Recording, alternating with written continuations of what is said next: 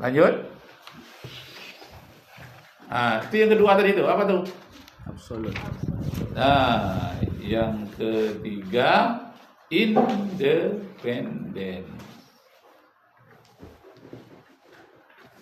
Suatu istilah filsafat yang memperkuat tauhid kita. Artinya ada sesuatu di luar alam yang berdiri sendiri tanpa bergantung kepada apapun.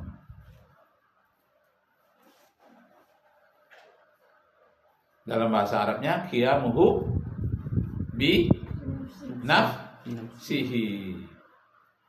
Dalam bahasa filsafatnya independen, dia berdiri sendiri. Tapi ada orang mengkritik Ustaz. Apa katanya? Ustaz, janganlah cerita itu lagi. Ilmu Ustaz seupil katanya. Di video Ustaz dia kayak gini. Ada komentar di bawah. Janganlah cerita tentang apa itu lagi katanya. Independen, tentang qiyamuhu bi nafsihi. Janganlah lagi. Ilmu Ustaz itu seupil katanya. Ustaz sudah tua katanya, tobatlah. Tidak boleh haji itu dibaca. Ada di bawah. Cuma orang tuh tak menyebutkan namanya siapa. Jadi akhirnya saya balas, kenapa Anda berpendapat demikian?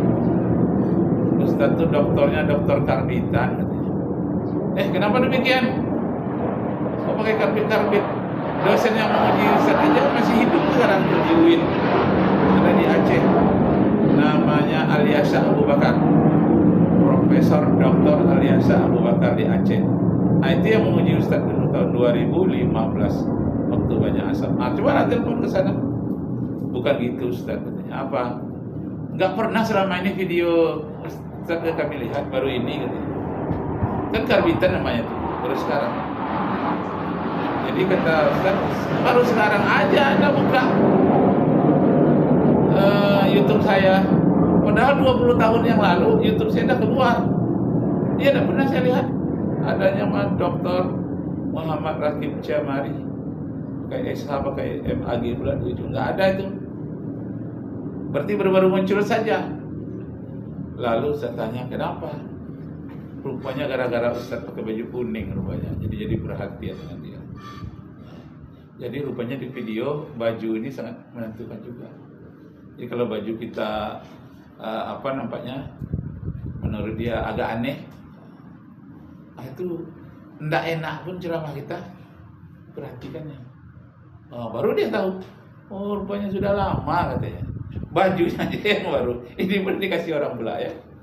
Nah itu videonya. Video saya sampai itu Malaysia, sampai ke mana-mana. Itu seluruh dunia kan kalau video itu. Kalau YouTube itu suka seluruh dunia ya. Cuma dia baru melihat. Sampai ada katanya, tobatlah Ustaz. Ustaz sudah tua, aki-aki katanya. Tobatlah katanya. Kenapa? Rupanya dia tidak senang dengan kajian ilmu tauhid. Dia coba senang dengan kajian fikih. Kajian tauhid nggak senang. Kalau fikih dia senang. Apalagi fikih menakahat tentang pernikahan. Tentang jodoh, dia mau cari jodoh pula rupanya. Tentang filsafat, tentang tauhid dia nggak suka. Padahal tauhid itulah dasarnya fikih itu. Belajar fikih itu fikih yang harus bertauhid. Belajar nanti tentang bahasa Arab harus bahasa Arab yang bertauhid. Karena kunci pertama baru manusia itu dikatakan beriman kalau dia sudah bertauhid. Mati kita nanti yang ditanya juga tauhid. Nggak ada pelajaran fikih ditanya. Apa pendapat Imam Syafi'i? Nggak ada ditanya dalam kubur. Dia ditanya man rabbuka, siapa Tuhan. Pelajaran apa itu? Tauhid. Mulai anak kita lahir, diazankan ke telinganya. Allahu Akbar, Allahu Akbar.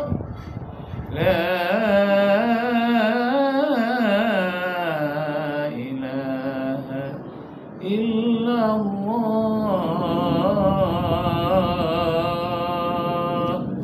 Kalimat apa itu? Tauhid. Mulai dari kita baru lahir sampai kita hidup, sampai kita mati, bisa di akhirat, seluruhnya dasarnya tauhid. Tauhidlah yang paling utama. Tapi nak menarik katanya, nggak suka. Menarik nggak menarik wajib. Nggak menarik mungkin karena dosen aja nggak pandai memahamkan. Termasuk Ustaz itu pandai apa saja. Tapi ada dosen yang lebih pandai menarik dia. Di samping kewajiban, memang wajib kita tauhid ini. Tapi menarik lagi kalau Ustaz yang apa adanya saja, biasa saja. Jadi tauhid itu paling utama. Nggak ada artinya belajar fikih tanpa bertauhid. Nggak ada belajar hukum yang tidak bertauhid. Wa man lam yahkum bima anzalallah fa ulaika humul kafirun. Siapa yang tidak berhukum menurut hukum Allah, dia kafir. Itu kalau fikih yang tidak bertauhid. Belajar tafsir yang bertauhid. Belajar tentang geografi, ilmu astronomi, harus astronomi yang bertauhid. Seluruhnya dasarnya dari ilmu tauhid. Belajar filsafat yang tak sesuai dengan tauhid, filsafatnya harus dibuang. Yang sesuai yang mendukung tauhid, itu bisa diterima. Jadi segala-galanya disaring dalam kehidupan kita ini berdasarkan ilmu tauhid. Kita sholat saja lah. Makanya at-tahiyatul mubarakatus salawatut tayyibatu lillah, tauhid.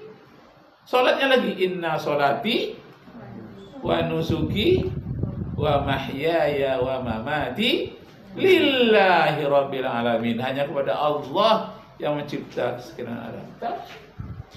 Jadi kalian nak cinta berilmu tauhid tak apa-apa.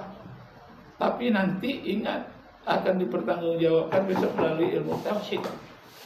Segala-galanya harus dihayati. Seharusnya kalian itu lebih banyak membaca kajian ilmu tauhid ini, diulang-ulang dibandingkan dengan yang lain-lain. Seharusnya paling mendasar ini. Bilal bin Rabah saja ketika dia dipukul oleh tuannya sebelum dibeli oleh Rasulullah, tapi dia sudah beriman, sudah masuk Islam. Apa katanya ketika dipukul di padang pasir, dihimpit lagi dengan batu? Hanya tauhid disebutnya ahad. Apa itu ahad? Allah Maha Esa. Segala-galanya kerangka hidup kita itu tauhidlah dasar. Itu sebabnya dalam pelajaran agama mulai dari SD sampai ke perguruan tinggi tidak akan tinggal itu belajar ilmu tauhid. Cuma kita ini kalau sudah kuliah memperdalam lagi, ya, memperdalam ilmu tauhid. Kalau kita belajar yang sekali semuanya kita pelajari untuk memperkuat tauhid kita. Yang berapa tadi yang berkuat tauhid? Yang pertama tadi apa? 5 kausa. Yang kedua? Absolut. Ya. Yang ketiga? Independen. Qiyamuhu binafsihi. Nah, ada orang lagi kritik, Ustaz, qiyamuhu binafsi itu enggak usah dibaca-baca. Ini kalian akan ketemu nanti ini di lapangan. Kalian KKN atau apa, atau tugas lapangan. Enggak usah dibaca qiyamuhu binafsi. Kenapa? Tuhan itu dia bukan qiyamuhu binafsi, bukan berdiri sendiri. Kenapa? Dia berdiri di atas aras. Dia memerlukan aras untuk tempat berdiri.